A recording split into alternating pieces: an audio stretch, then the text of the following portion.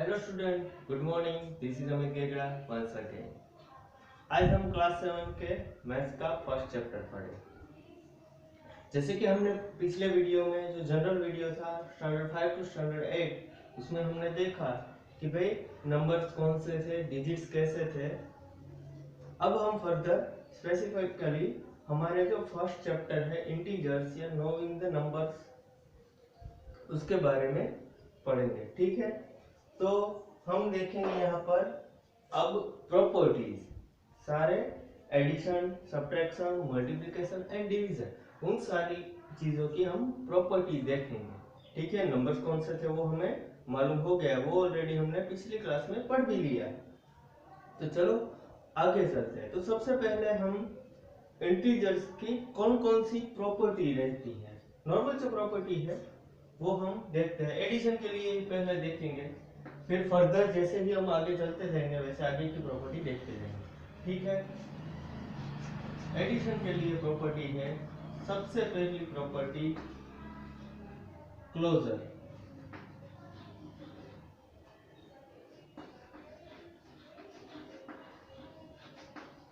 Closure property. Second है commutative.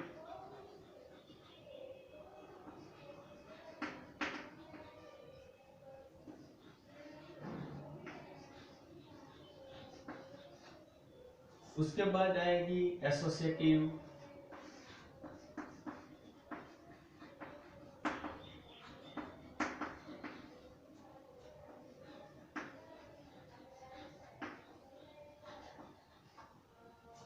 उसके बाद आएगी एडिटिव, आइडेंटिटी।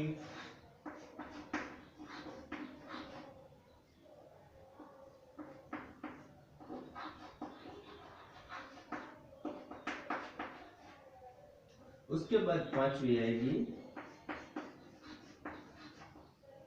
Additive inverse. ठीक है, तो ये हमारी बेसिक 5 प्रॉपर्टी है। इसके अलावा एक जो मल्टीप्लिकेशन में आती है वो है हमारी डिस्ट्रीब्यूटिव प्रॉपर्टी, उसको हम आगे देखेंगे। पहले सिर्फ एडिशन के लिए देख लेते हैं। Addition, closure property.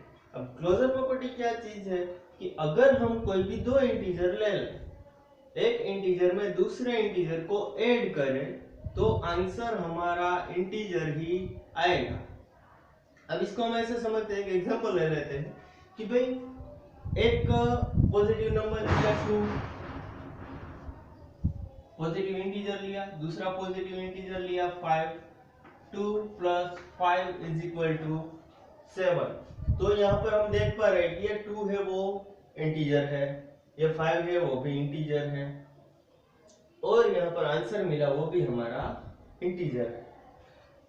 अगर इसको फर्दरली हम देखें कि भाई ये सारे तो पॉजिटिव नंबर थे, नेगेटिव और पॉजिटिव बोथ ले ले तो यहाँ पर हम लेते हैं -2 + 5 = कितना होगा, -2 + 5। तो हमें रूल मालूम है कि भाई जब भी ऐड और सब्ट्रैक्ट दोनों हमें जो साइन है वो दिखाई दे, तो जो भी हमारा ग्रेटर नंबर है उसमें से हम स्मॉलर नंबर निकालेंगे और साइन जो बड़े नंबर की है वो लेंगे। तो यहाँ पर हमारा बड़ा नंबर है 5, तो 5 की पहले साइन प्लस की साइन हम कहीं पर लिखने की जरूरत नहीं है।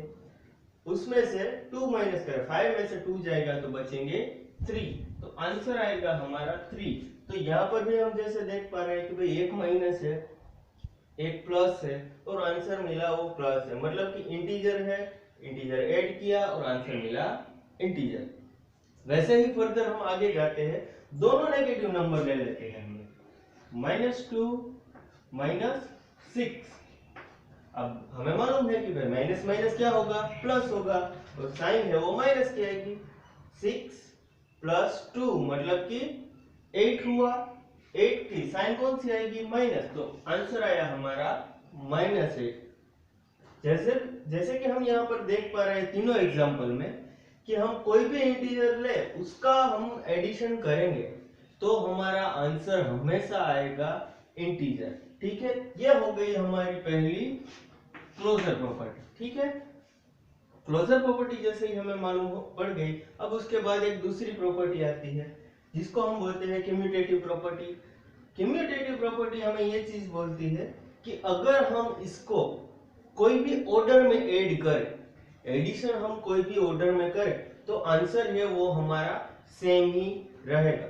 जैसे कि हमने यहाँ पर पहले एग्जांपल में लिया था 2 + 5, वही सेम चीज यहाँ पर ले लेते हैं अगर कि भाई 5 + 2 = 7, आंसर इज ऑल्सो 7 है। तो हमें ये चीज मालूम पड़ गई कि इसको अगर हम रिवर्स करें तो भी हमारा आंसर है वो सेम रहेगा। एडिशन के लिए है, खास ध्यान में रखिएगा। फिर है यहाँ पर इसको उल्टा कर लेते हैं, पहले लिखते हैं 5 फिर -2, 5 - 2 = 3, दोनों में हमारा फिर से आंसर आया 3। ठीक है, अगर यहाँ पर ले लें तो -6 - 2 = -8। देखो इजी है, समझ में आ रहा है आपको कि भाई क्या चीज हो रहा है। अगर हम उसका ऑर्डर चेंज कर रहे हैं फिर भी हमारा आंसर है वो सेम का सेम आ रहा है। तो ये हो गई हमारी कम्यूटेटिव प्रॉपर्टी। दो प्रॉपर्टी सीखी, अब है तीसरी एसोसिएटिव प्रॉपर्टी। एसोसिएटिव प्रॉपर्टी क्या है कि हमारे पास अगर 2 से ज्यादा नंबर है, अभी तक तो हमारे पास सिर्फ 2 नंबर थे, अगर 2 से ज्यादा नंबर है तो उसमें हम पहले 2 को ऐड करके बाद में तीसरा ऐड करें, या तो फिर पहले अकेला रखें और आखिरी 2 ऐड कर लें। कि भाई ये चीज आप वैसे एग्जांपल से ये भी समझ सकते हो कि भाई अगर आपके पास 3 टोकरी है समझ लीजिए, ठीक है, इसको भी आप वैसे ही इमेजिन कर सकते हो कि भाई इसमें हमारे पास है एक स्टिक है कोई, ठीक है, इसमें 2 स्टिक है और इसमें 3 स्टिक है।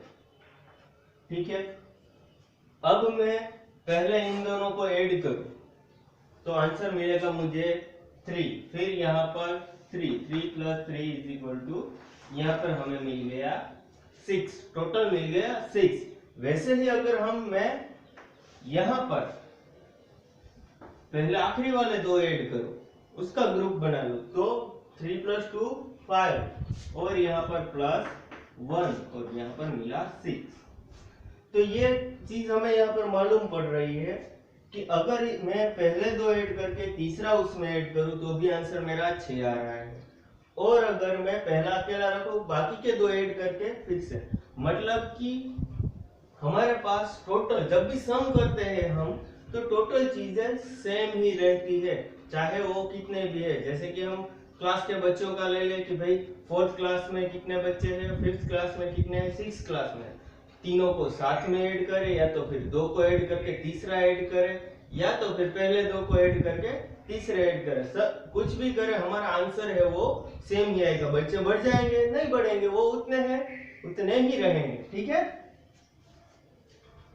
तो ये हो गई हमारी एसोसिएटिव प्रॉपर्टी। होप आपको ये समझ में आ गया होगा। और जहां कहीं पर भी आपको लिखे कि ये चीज लिखने जैसी है तो वो चीज आप नोट करते जाइएगा साथ ही में। अगर ऐसा लगे तो बीच में आप वीडियो को स्टॉप भी कर सकते हो। ठीक है, तो ये चीज लिख लीजिए, आगे की देखते हैं। ये हो गया होगा होप।